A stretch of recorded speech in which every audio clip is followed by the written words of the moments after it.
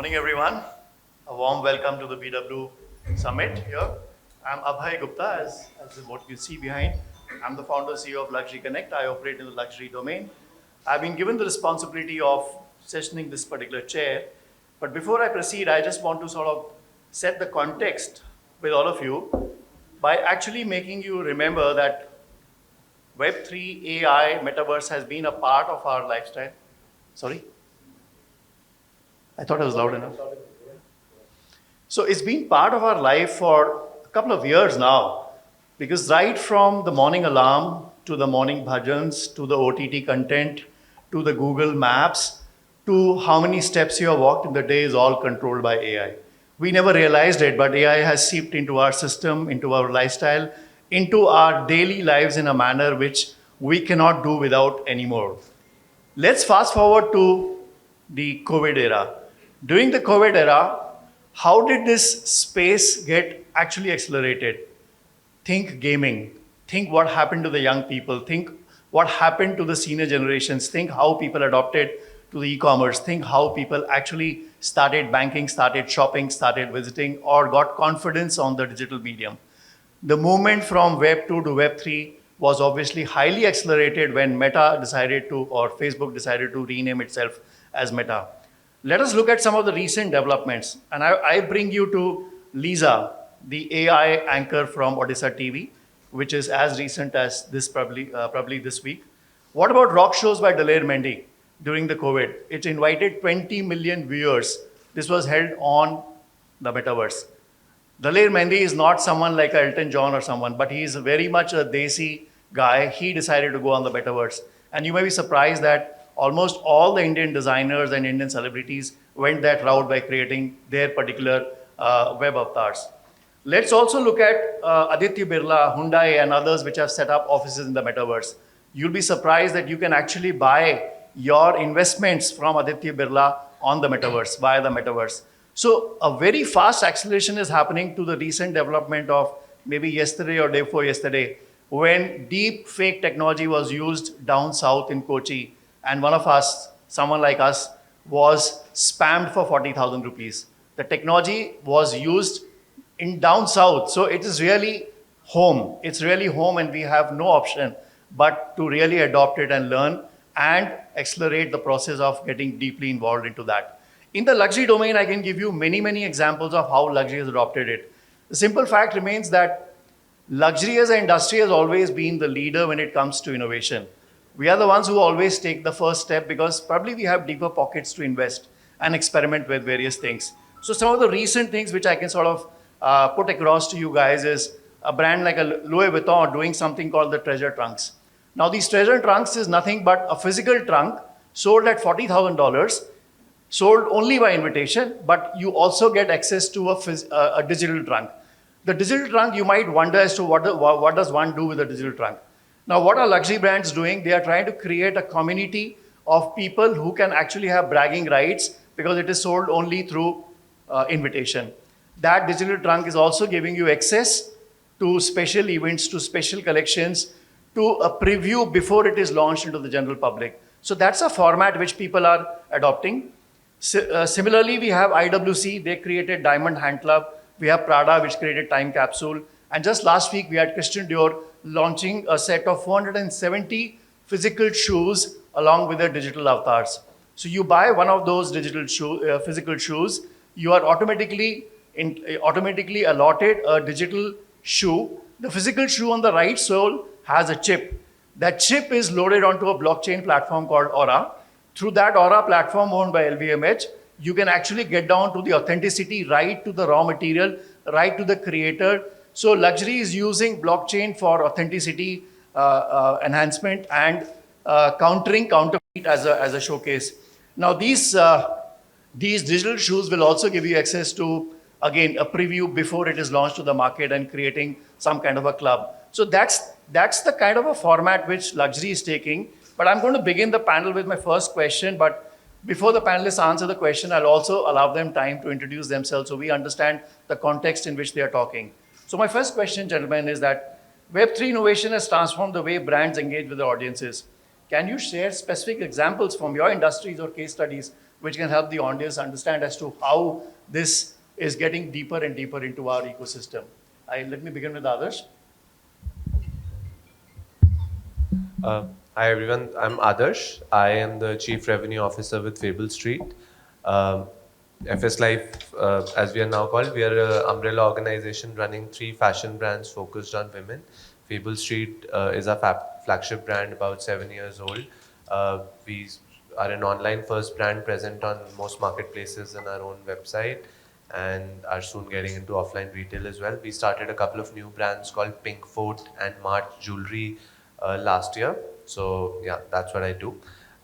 As far as what Web3 has already done and what are the possibilities in the field that I come from, a large part of that actually Abhay has already said, because he also largely spoke about fashion as a category. But if I broadly break this down into 3 or 4 segments, right? So the way you'd look at Web3, I think one is where you have all your blockchain linked where you can trace the origins of something. And I think that has 2 broader use cases, where one, it allows for a lot more collaboration between individual artists and brands to be able to co-create designs, etc., even get your customers involved. And second, if you talk about something like sustainability, which has long been spoken about, and you don't really know whether a brand is sustainable or not, but when you have the entire chain of the supply chain which can be traced, then you actually know what is going in at what step, etc. So that is one part of it. Second is your entire generative AI, which, as Abhay spoke about, Lisa, the AI news anchor that some TV channel has developed. Similarly, we'll soon be seeing examples of AI models being developed and being used rather than actual human faces being seen, because that makes the process a lot more efficient for brands as well. In terms of doing photo shoots and things like that. And then Metaverse is obviously one big example which a lot of people are focusing on, and comes along with Metaverse is the whole NFT and digital goods and digital asset space that comes in. I think those are the 3 or 4 big spaces that we in fashion see as critical, and things that can develop a lot in the coming years. We as a brand to target a slightly more mature audience. So our TG starts more 30 plus, 35 plus. And typically you see Web3, the adoption being a lot higher in younger audiences, which is 20 to 25. And therefore for us, it's more of wait and watch at the moment, rather than kind of going into the deep end and trying to experiment early on. So we have that luxury to take it slow, because RTG is still not the most active when it comes to this particular form of technology. Yeah.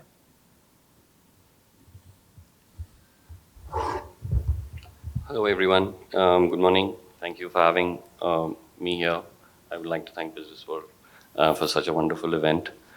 Like my colleague very rightly said, I represent India Sotheby's International Reality. We're a global firm. We have operations with our principals and the International Sotheby's company in 81 countries. We have 26,000 sales representatives. We have done overall about over $167 billion worth of real estate transactions. So we bring luxury real estate assets to our discerning clients. We bring high value professional services to them.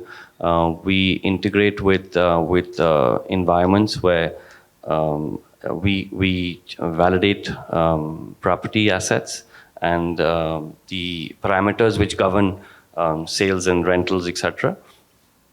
I think that we have done, the digital world has improved, the virtual worlds have improved us greatly, given us much more exposure, much more reach. I think everybody today has understood how virtual worlds, experiential worlds, and augmented reality can contain new experiences for everybody. So it is a key that everybody's experiences will recall that brand. So the brand is recalled with the experiences you have, and the richer the brand experience, the more recall you have. So I think every one of us endeavors here to try and enhance that richness of experience. How to bring better services to your clients, and how to provide data efficiency, authenticity, stability to the markets. I think I would like to say that we operate in six in Bombay, Delhi, Goa, Chennai, Calcutta, and what I think is very important, and I'd like to share this, is that this is a nascent period for these industries that we're looking at. Yes, there is a lot of work been happening technically, but I'd like to bring the audience's attention to the fact that we are in an experimental zone. We're in the nascent part of this process. This industry is developing very quickly. What happened last week it was not even available last year. So we are looking at a new environment, which is collaborative. Everybody has to come together with their specialization, understanding, experiences, and richness to come together here. We will find solutions, we will find a broader platform where everybody can collaborate and create new opportunities across the board. And that's what we're here today to really discuss and explore and share. So I'll pass it on to my next colleague. Thank you once again. Thanks, Mr. Sodhi. I hope it's audible. Yeah. Hi, my name is Harshavardhan Chauhaan, and I like to call myself as a consumer leader. I have been a very consumer-centric leader, starting with the levers ITC, instrumental in building India's fifth biggest marketplace. I'm sure a lot of people would have heard about it. It's shopclues.com, which we exited to an eBay parent company in 2019, eventually leading the largest retail portfolio of DLF. And now what I like to call myself is like the hardest job in the world. Now, which is a hard job in the world? Like, which is the most difficult job in the world? I don't know if it's most difficult. Being a parent. He's close, yeah, he's close there. But keeping your wife happy and pleasing her is a difficult job. At least half the audience will agree. Yeah, the other half may or may not. My job is even more difficult because my job is to keep everyone else's wife happy. Now, I'm in a grocery business where everybody's got an opinion. The fruits are not fresh. The vegetables are not neatly kept in the aisle. The packs are too small. My product that I want is really not discoverable in the aisle. And that's what the job is. And consumer delight essentially means that everybody has a great experience. And from that standpoint, I think I see in India, if you look at it, grocery in India is a $300 billion kind of an industry. And it's slated to go, as we're closing into retail as closer to $1.7 trillion by 2026, it continues to dominate. And I think if we have seen one of the biggest evolutions and transformations, it's retail in at least last 2 decades. See the rise and rise of e-commerce, see the rise and rise of modern retail. And more so in last 3 years, a semi-permanent consumer behavior change. It's like 21 days you practice a habit and it stays with you. The semi-permanent change is we like to be homebound, right? So everything is coming at your doorsteps. Consumers have discovered 2x more brands. That's what Kantar says in last 3 years than they have in the last decade. We discovered Sleepy Owl. Every day on Instagram, we're discovering that wild honey new brand that's there or some pickle thing. So that's the big transformation in retail that is happening, rise and rise of e-commerce to quick commerce and things getting delivered in 10 minutes. Trust, affordability, and convenience are the 3 big levers or values, if I had to say agnostic of the brands in the retail industry, that are driving consumers and the industry globally. And in that context, Web3 fits in completely well. So there are a couple of experiences we've had both firsthand within our vision book and also in my personal capacity where I've been investing in a lot of Web3 as an investor. Web3 essentially allowed us to synergize our core values, saying that the ability to connect directly with the larger ecosystem, whether it is customers or our larger ecosystem of vendors, partners, etc., and build a direct connect which is decentralized. And when we looked at from that core value standpoint, everything started fitting in, saying that even the ability to evoke higher trust and look at the kind of shopping we are doing, or you could recall the last experience. If you went to shop with your own wife, they're not doing front of the pack shopping, they're doing back of the pack shopping. They suddenly get something from the aisle and turn it over and look at the back of the pack to see the ingredients, right? So the back of the pack shopping essentially is saying that they really are asking for deeper trust to come from that brand, right? Uh, on a lighter note, you could build an advertisement saying, "Do you have salt in your toothpaste?" Right? And that gives you the right to ask that question to everybody because it's a curious question. But the answer to that is no. Maybe I have a high BP. Yeah, that's on the lighter note. But coming back to the Web3 context, three big things that we are currently working on in order to disrupt what we believe is the next level of consumer experience. The first is loyalty, most importantly. All of us have shopped and we go to the Zara's, H&M's of the world and you get a privilege card or some loyalty points given. But the worst part in that engagement or consumer connect is over a period of time, either the consumers or the brand, they both forget what happens to those points, right? And that's where Web3 comes in. Our Web3 wallet, essentially, it's an omnichannel wallet which allows consumers to retain the points throughout their lifetime, which essentially means once granted, just like blockchain, it continues to retain your individual identity for eternity, and that's an asset you own. It also has started bringing opportunities where we are creating unique shopping experiences for consumers, albeit in local pilot fashions. Like the last year in Kolkata, Durga Puja is really, really popular. So we did experiment creating a metaverse which allows millions of. So what we realized, there are a lot of people who have experienced Spencer's as a brand, but they are not in and around in their native places, especially during festive. And that's a big nostalgia. These are expats, NRIs, etc. They are in their own countries, but they have the nostalgia of being witnessing Durga Puja. So that was the metaverse of Durga Puja. Allows you to shop unique exclusive deals while also viewing the biggest pandals that are there in the city, which are created into a digital identity. So those were the two things. And I think now, when I see the kind of ecosystem where I'm invested, there's a third thing that is coming up, especially in currency. I think it went up high, but I call it the accumulation phase in the crypto world right now. We saw a great bull run, but the anticipation to bull run was really not there for newer audiences. Everybody tend to enter the market when it was what I call the distribution phase, which means that within next 2 weeks, your value will go down by 80%, which is a very wrong time to enter the market. But right now, if you look at it, it's an accumulation phase, the best way to enter the market. And I personally anticipate a next bull run to be right there around the corner in 9 to 10 months. And that's where one of my investment portfolio companies looking, saying that in the cryptocurrency world, there would not just be two players, the coin makers and the platform traders. There's a space for the third player, which is called the crypto network. There's nobody around the world who's advising you how to manage your crypto portfolio, decide investment strategies.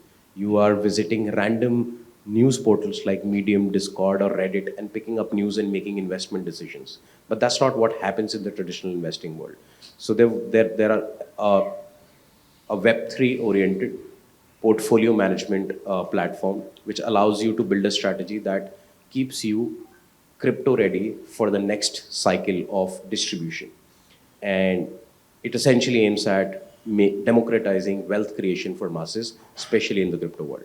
So from that standpoint, I think on our theme, when I see the ability for Web3 to disrupt the future of marketing, future of retail and all other industries, including fintech, that's where we've seen the most applications, is immense. Till the time we are keeping the core value intact, which is ensuring that you are enhancing the trust that you have built with the consumers, and you continue to recreate that value in the examples of the luxury brands that we also saw, and also ensure that the identity of the transaction, right, is also reinforced through a digital identity. And it could be through loyalty points, through rewards, or through replicating and solving for counterfeit. All those are applications, but I think those applications will continue to disrupt as we go further. But Harsh, that brings me to a very interesting domain that cryptocurrency had its journey. No government in the world is actually wanting to legalize it. While brands have started accepting cryptocurrency, especially luxury brands have started accepting. I mean, from a Tag Heuer to a Tiffany, there are crypto punks which are being created and sold against cryptocurrency. The fact of the matter remains that cryptocurrency is giving a kind of boundaryless fluidity to money as an object, which means no government has supremacy over other government. Because of that particular reason, do you ever think, or does the panel ever think, that any government will actually legalize it? While our government is trying to say that let's have a common minimum code and we should all come together and create some kind of a format where RBI is not supreme, and some country or the other will take the lead.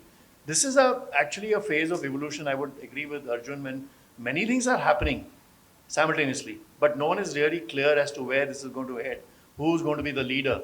And that's where the fight is. Everyone's investing blindly because they don't want to miss the bus. They want to be seen there, but they don't know what's really going to happen in the future. So today, while the audience is very interested in what we guys are doing, but I think we are ourselves very confused. We're also following what's really happening, and I think that's probably the best thing to do as of today.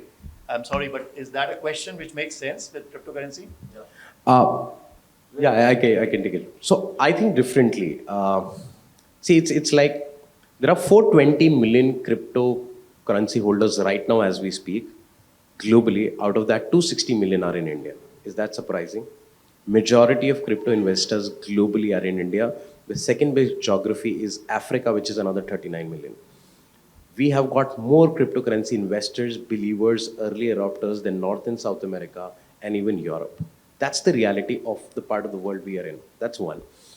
I personally believe and strongly believe in a business philosophy which means that things disrupt themselves, right? It's a natural business cycle.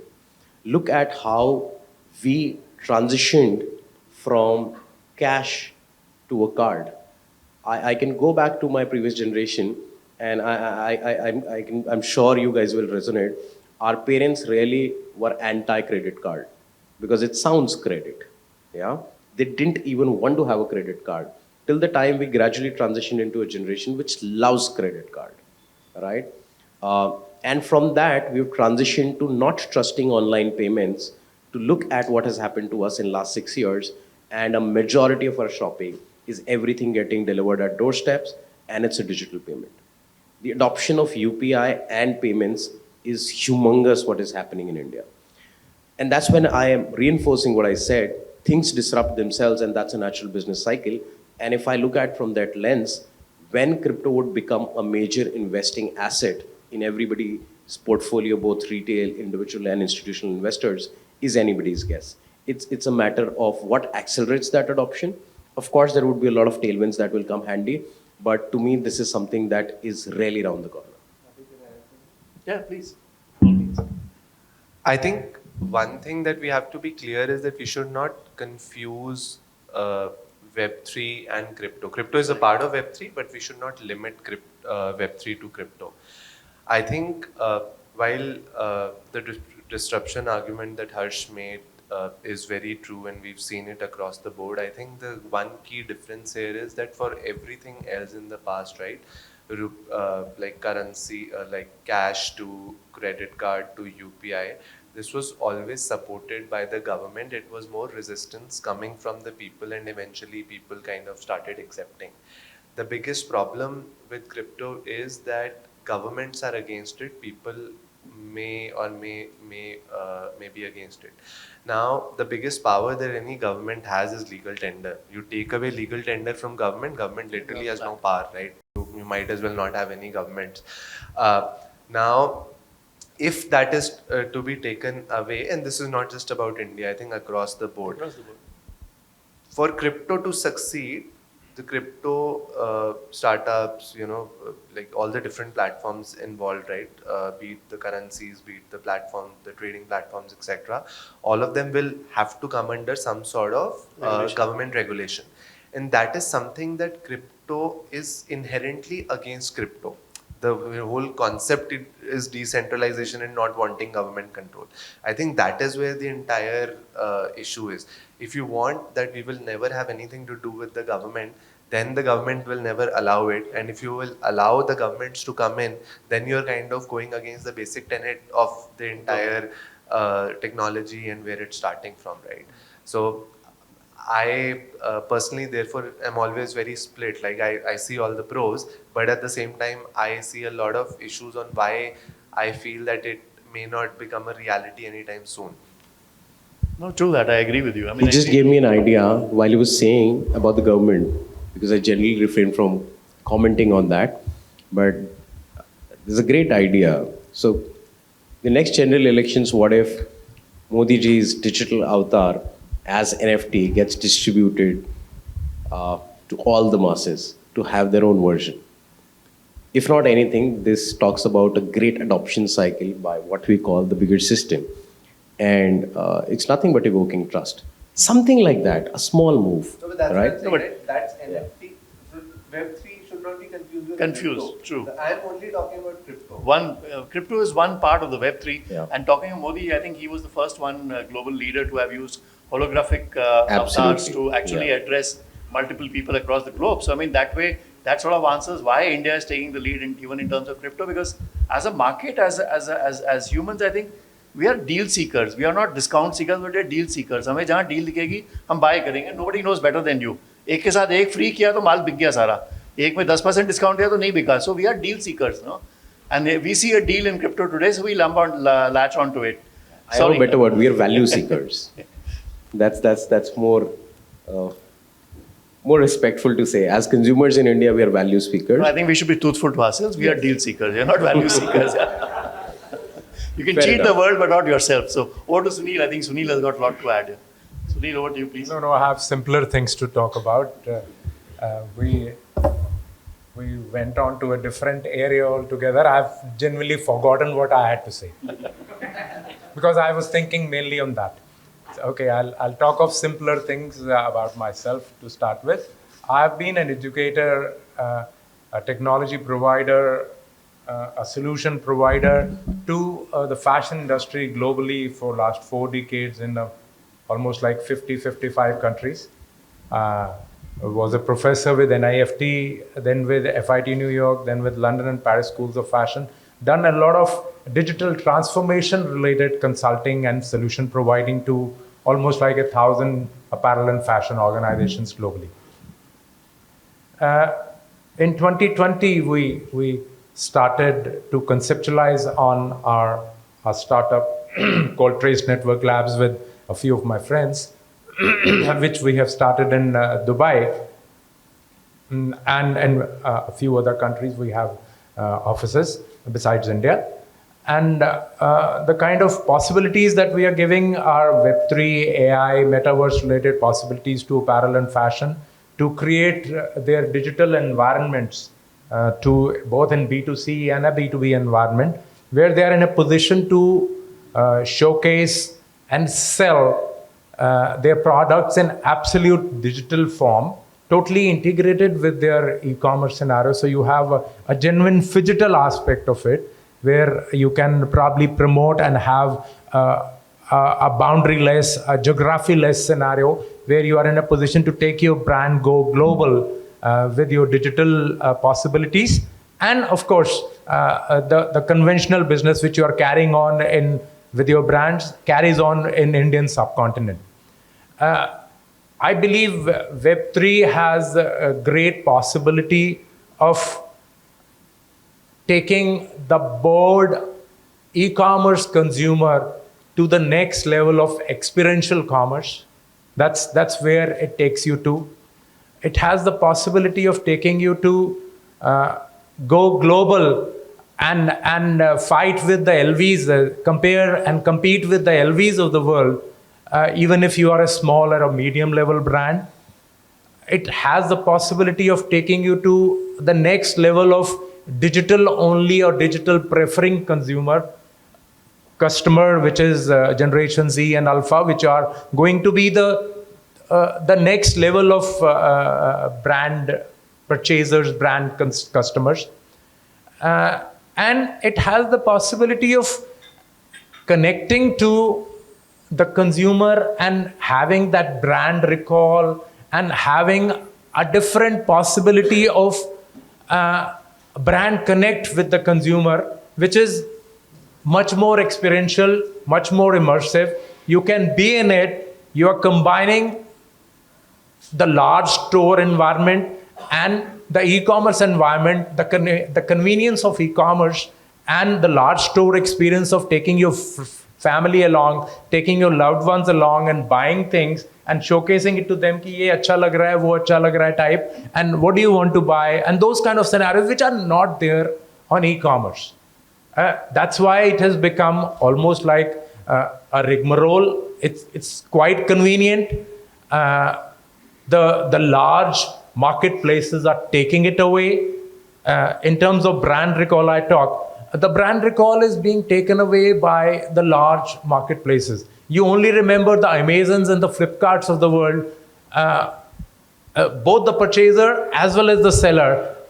Everybody is only looking at what the marketplace is giving. You only recall the marketplace. You only say Amazon did this well because the whole experience, the whole convenience, the whole service of returns, payments, and all that kind of a facility, the whole discounting scheme is coming from the marketplace. And what you normally go in and do is basically, I want a round neck t-shirt, blue color, so-and-so size, price less than this, content of this kind of a specification you give and you start buying on e-commerce. While Web3 gives you the possibility of a genuine shopping experience in a digital environment with your avatars and avatars of your loved ones who could be anywhere in the world. You can call them to help you in shopping, create that kind of environment, buy things either in digital or in physical form. As soon as you say, I want to buy this in physical, you are shifted over to the e-commerce. Till the time you are in the digital environment, you have the possibility of showcasing, talking to each other and doing all that kind of a process in absolute digital 3D metaverse environment.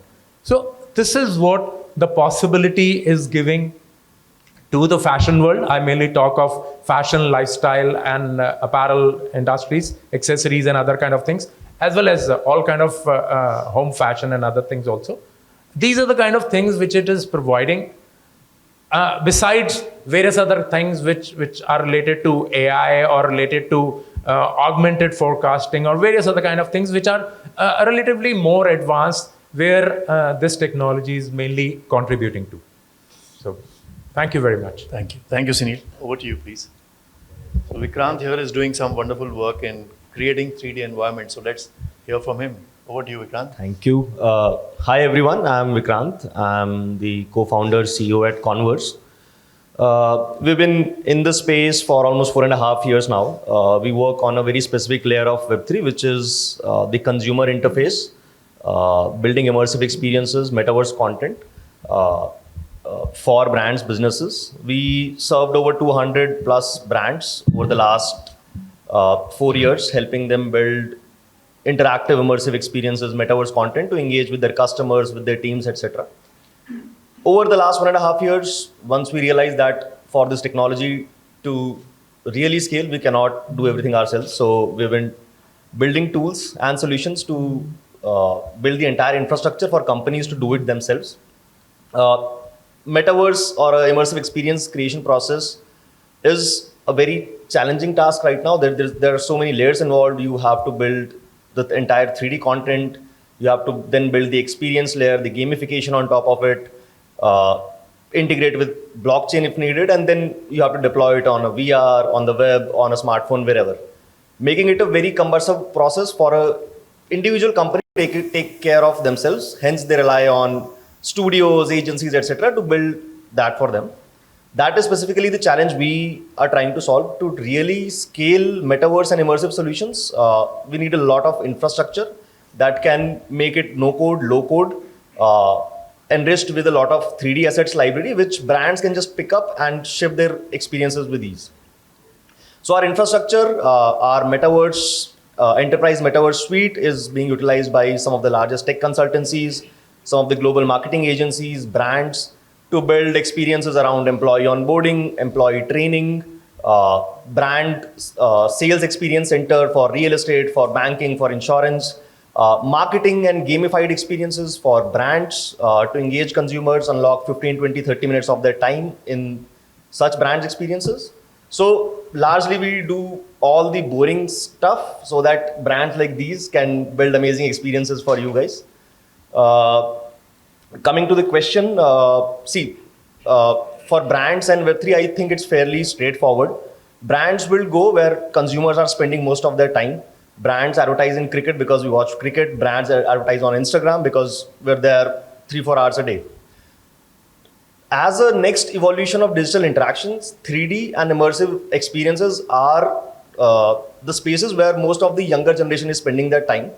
Roblox is a gamified virtual world where there are on an average 40 million daily active users, largely kids who spend time with their friends, exploring 3D environments, experiences, doing things together, and spending time with each other, which is a much better form of social media as compared to what we use like Instagram or YouTube or LinkedIn, where we consume certain excerpts from a person's life. So that evolution is eventually going to become the main source of digital interactions. That is the future we are building for. And once that happens, so brands understand that and they are trying to be present where most of these people are. So now, because it's largely the younger generation that is on these platforms, most of the brands over there right now are the ones who find these kids as a relevant audience. So Nike, so I'll take Nike is actually a very good example. In Roblox, they build an experience called Nike Land, which is a gamified experience. You can do all sort of sports activities. But once you wear Nike merchandise on your avatar, you unlock special powers. You can run faster, jump faster, do n number of things. So you're spending 15, 20, 30 minutes in a Nike experiences, having fun with your friends. And that's an awesome brand recall, as great as it gets. It has, 30 million visits so far. People have gone and visited that experience. And I think that's a wonderful example for a brand recall in Web3, to answer your question. Thank you. Wonderful, wonderful, Vikrant. So Vikrant has actually set the tone that, what I said in the beginning, that it all started with games and it really took off during COVID, and to the extent that even luxury brands, and what Sunil was trying to say, that digital fashion really came in the mainstay because there was always a need for your digital avatar to look different than his digital avatar, and that's where a $10 sneaker, a $10 cap, or a Gucci bag, it really shook up when a good Gucci physical bag sold at a lesser price than the Gucci digital bag. That is where luxury brands or fashion brands started taking digital world very, very seriously. But however, that leads me to the next question, that if gaming is so important, and as Vikrant rightly said, then more and more of the Gen Alpha is spending time in the gaming. I mean, at an average, a 14-year-old is spending good 6 to 8 hours a day on the gaming platforms. Now the question arises, just last week, government has put a 28% tax on games. Where does this lead the future of metaverse and gaming, if gaming is really the base for all of this? Yeah, please. So I come from the gaming world in the past, real money gaming to be specific. The tax is only on real money gaming, which has an element of betting involved, like where you invest a certain amount of money and then you can win. So it's limited to that. So I don't think it impacts that much the overall, metaverse gaming universe and all that, which is largely a spend for you. You're not taking anything out of that in real money. Wherever you're taking out real money, that is where this impacts. I see. Okay, so we have 6 minutes remaining. If I narrate the last question, if I ask the last question to the panel, in terms of where do you see the future? We've discussed a lot that is happening in the past and we're learning by experience. Where do you think each individually, starting from Vikrant and we go that way, where do you think the future is going to be and what is going to be the evolution in your opinion? Because, you're doing, individually we are doing a lot of work in this particular space. So what's your vision statement? So expanding on what I was saying, I see 3D becoming the main source of digital interactions going forward. As and when technology has allowed, our digital interactions have tried to emulate our natural interactions. From text to images to videos, as we get better internet, better processors, 3D is a much more meaningful way to express, to interact, and to spend time with people doing things together instead of just having a transactional conversation online. So once that happens, people spend more of their time in 3D spaces. Uh, Websites for brands would become into virtual stores.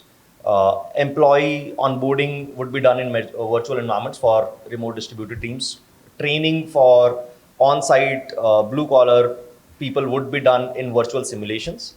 And obviously, brands, instead of building physical experience centers, would build games where a lot of people can come together, build teams, win prizes, and convert that into probably a real world reward. Thank you. I think digital fashion, which is already slowly becoming, I would rather like to correct myself, slowly becoming a separate earning stream, will come true in a big way. And I think all brands need to look at it, try and taste it as soon as possible. If not, get on to that, have a phased kind of an approach towards it, because this is going to be creating a separate earning stream for you, where you are selling something in the physical world, in physical cycles and physical ways of doing things is one aspect which you're already doing and doing it quite well. You'll have a totally different scheme of things which is absolutely related to the digital aspects, which could be a same or a different collection of products which you may have. So this is going to come through in near time, not very far off. So I think this is going to be a very, very serious possibility for you. So people who are owning or are already doing something with the brands, they need to look at it and probably have some kind of a policy, no longer called a metaverse policy now. Now that Apple has come in and they do not wish to call it a meta scenario. So it could be whatever policy, it's a digital policy, a digital product which can easily be replicated, which can easily be scaled, which can easily be taken to any global consumer. You have that possibility of taking your brand go global through this. I think this is a possibility. Thank you. So here's what I envision. The future of every business, no matter which industry it is, fintech to retail to consumer, B2C, B2B and B2B2C, either ways, the future of any business is towards deeper sustainability. And from that lens, everything that is physical will pave way for digital transformation, and digital transformation will pave way for decentralized digital transformation. From that standpoint, the physical shopping will pave way for digital shopping, which we are in the midst of, and it will gradually move towards decentralized digital shopping. Transactions globally, and looking at how the network of transactions is, with a shared view to achieve future sustainability and better efficiencies in network transactions. Physical transactions will pave way for digital transformations, and big network players will get disrupted towards decentralized digital transactions. It may or may not include the world of crypto. Nonetheless, it would still mean something on decentralized digital transactions, which essentially means the consumers will no longer be willing to pay that 80 bips you pay every time to a MasterCard and Visa for no reason. 40 bips to a merchant acquirer who holds the POS machine for no reason. And another 40 to the card issuer for no reason. And that's what the government has been professing, saying, why don't you do UPI? There is no transaction at all, right? And from that lens, you look at it, just the biggest digital transformations in fintech in last 10 decades, the Paytms and BharatPays of the world, are disrupted. They literally have no revenue model on the transaction side. They have it on the lending side. And that's how, on the financial industry segment, the digital financial economy will get, by the way, itself disrupted by decentralized financial transactions. Similarly, more towards retail, luxury, gaming, and a lot of other B2C and B2B businesses, trust as a core value in the supply chain, including logistics, both global, national, last mile, will by itself give way for decentralized token exchange, which means that while you're receiving a product from Blue Dart or any other courier partner, there will be a decentralized layer that would come into picture. Are we moving towards Web3? I think Web3 is nothing but as a core value, moving towards deeper democratization. And if that is what global citizens would look for, want for, the change is inevitable. Please, Arjun. I think it's important for all of us to consider that if I was to explain your product in, say, 500 words, a few of us would understand. If I was to show you some photographs, half of you will maybe understanding what it is. If I was to explain and immerse you into an environment where you could actually be within that product or tangibly close to that product, I think 80% of the people would understand. That is the power of where we are going. The metaverse, blockchain, AI, augmented, these are all components of where we are going to be experiencing tomorrow's future, right? We will always be understanding faster, more efficiently, effectively, and in a better virtual world across geographical boundaries. You see, if I had to explain to one of my counterparts or to a family member sitting somewhere else what I'm going to purchase as an asset today, or even as a product, consumer product, a luxury level, mid-level, handicraft, I would be at a loss to try and explain it to them. So if one understands that if we can all collectively come together and we can experience that product, however high-end it is, or however skilled craftsmanship it is denoting, that is the key of its saleability. And I think we all will soon be in a position that we could actually, the brick and mortar as well as the virtual world is going to be so directly connected that our digital assets will also be exhibited within a digital environment as well as our physical consumer products. So that's where we are heading. Many challenges, much to cover ground, many miles to go, as they say. But I think the future is very bright, and it will bring all of us together. And I must tell you, India has the talent for blockchain capability and IT capability and talent, and so we will be one of the leaders in the world for this. So we have much greater scope and potential here, and the faster we understand this, and the faster all of us get together and put our heads together on this, the sooner we'll be leading the world. Thank you. Thank you, Arjun. Over to you. Yeah, thanks. I have always, I've never believed in black and white. The answer is somewhere in between always. So just picking up on the example that was used in terms of, 3D being a better way to explain than pictures, than words. I think even a better way thing is, just visiting physically, which may or may not always be possible.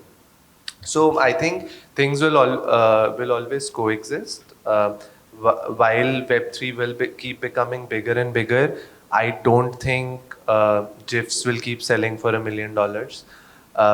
I think while digital goods will exist, will not be the crazy kind of prices and deals that you were seeing happening last year. While Web3 immersive shopping experience will pick up, it will also be dependent on the TG that you are targeting to, etc. Somebody who's come back from a hard day's work at 8 in the night, 9 in the night is now not going to wear an Oculus and then get into a 3D world. They would just probably do some passive shopping on a simple shopping app. So I think multiple things will coexist. How much Web3 will take over from Web2 and how much offline further will go into online is something only time will tell. I don't think we can comment on the quantum, but I believe that all these things will eventually coexist. And there is definitely a big future for Web3 as well, but that doesn't mean that what has existed till now will cease to exist. Wonderful. I think, Adarsh, that was a very nice closing statement that things will coexist. So we don't have to be scared. We just need to be prepared that change is here, change is inevitable, change has always happened in the past, will continue to happen in the future. Web3 is probably the next change that we are going to witness in our lifespan, and probably the next generation will witness it at larger pace. So change is here. Let's all believe in it and let's all enjoy the change. I'm done. Thank you very much, gentlemen. Thank you for the wonderful panel.